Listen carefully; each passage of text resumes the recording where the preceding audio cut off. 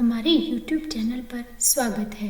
सभी को मेरा राधे राधे। आज हम पाप मोचनी एकादशी के महत्म्य को जानेंगे। तो चलिए शुरू करते हैं। धर्मराज युधिष्ठिर बोले, हे भगवान, मैंने फाल्गुन माह के शुक्ल पक्ष की एकादशी के महत्म्य को सुना। अब आप मुझे चैत्र माह के कृष्ण पक्ष की एकादशी के बारे में बतलाइए। इस एकादशी का नाम क्या है, इसमें कौन से देवता की पूजा होती है तथा विधि क्या है, सब कुछ विस्तार पूर्वक कहिए। तब श्री कृष्ण भगवान बोले, हे राजन, एक समय मानधाता ने लोमश ऋषि से ऐसा ही प्रश्न किया था। तब लोमश ऋषि ने उत्तर दिया, हे राजन, चैत्र माह के कृष्ण पक्ष की एकादशी का नाम पाप मोचनी है। इसके व्रत के प्रभाव से मनुष्यों के अनेक पाप नष्ट हो जाते हैं। इसकी कथा इस प्रकार है। प्राचीन समय में एक चैत्र रथ वन में अप्सराएं वास करती थी।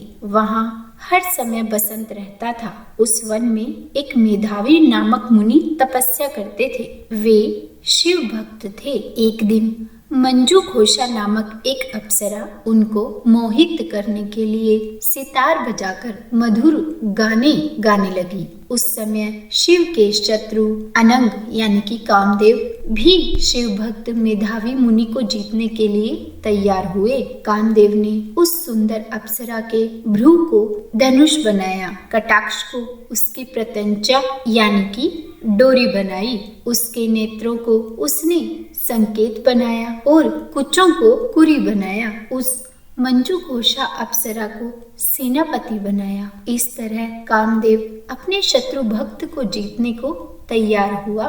इस समय मेधावी मुनि भी युवा तथा हष्ट पुष्ट थे। उन्होंने यज्ञोपवीत तथा दंड धारण कर रखा था। उन मुनि को देखकर मंजू घोषा ने धीरे धीरे मधुर वाणी से वीणा पर गाना शुरू कर दिया। मेधावी मुनि भी मंजू घोषा के मधुर गान पर और उसके सौंदर्य पर मोहित हो गए। वह अप्सरा उन मुनि को कामदेव से पीड़ित जानकर आलिंगन करने लगी। वह मुनि उसके सौंदर्य पर मोहित होकर शिव रहस्य को भूल गए और काम के वशीभूत होने के कारण उन्हें दिन रात्रि का भी ध्यान न रहा। एक दिन मंजू घोषा उस मुनि से बोली, हे मुनि, अब मुझे बहुत समय हो गया है, स्वर्ग जाने की आज्ञा दीजिए। उस अप्सरा के ऐसे वचनों को सुनकर मुनि बोले, हे सुंदरी, तू तो आज इस संध्या को आई है, अभी प्रातः काल तक तो ठहर। मुनि के वचनों को सुनकर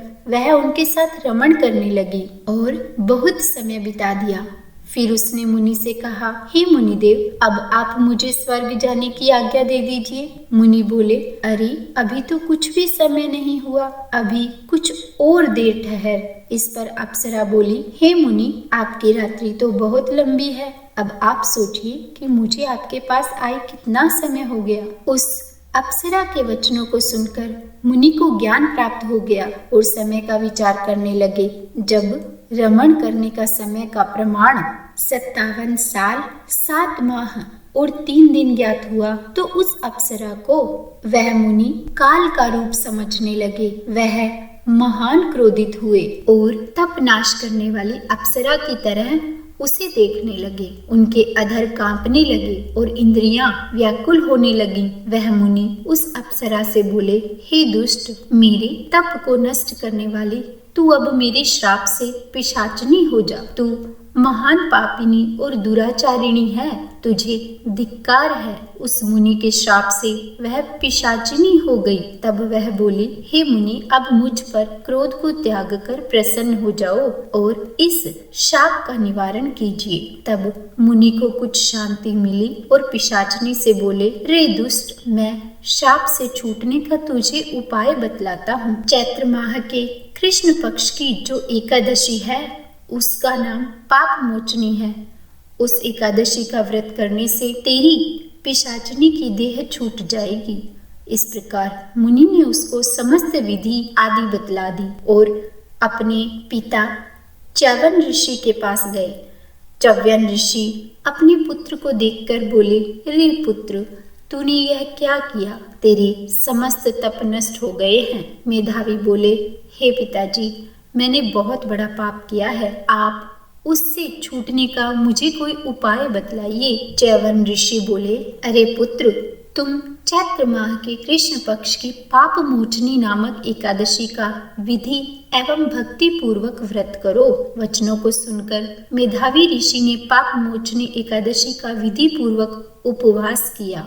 उसके प्रभाव से उनके समस्त पाप नष्ट हो गए और मंजू घोषा अप्सरा भी पाप मोचनी एकादशी का व्रत करने से पिशाचनी की देह से छूट गई और सुंदर रूप धारण करके स्वर्ग लोक को चली गई। लोमश बोले, हे राजन, इस पाप मोचनी एकादशी के प्रभाव से सब पाप नष्ट हो जाते हैं। इस एकादशी कथा के श्रवण एवं पढ़ने से 1000 गोदान का फल मिलता है। इस व्रत के करने से ब्रह्म हत्या करने वाले, अगंबा गमन करने वाले आदि के पाप नष्ट हो जाते हैं और अंत में वे सभी स्वर्ग को जाते हैं। तो बोलिए, विष्णु भगवान की जय। हे भगवान, अगर इस कथा को पढ़ने, सुनने या सुनाने में हमसे कोई गलती हो गई हो तो हमें क्षमा कीजिएगा। अब बात करते हैं एकादशी के सागार की। तो इस चैत्र माह के कृष्ण पक्ष की पाप मोचनी एकादशी को चारोली का फलाहार करने का विधान है। उम्मीद है आपको यह वीडियो पसंद आई होगी। अगर आप मेरे चैनल पर नए हैं और आपने अभी तक इसे सब्सक्राइब नहीं किया है तो इसे सब्सक्राइब कर लीजिए ताकि ऐसी ही जानकारी वाले वीडियोस आपको समय समय पर मिलती रहे। तो बोलिए, ओम नमो भगवते वासुदेवाय नमः।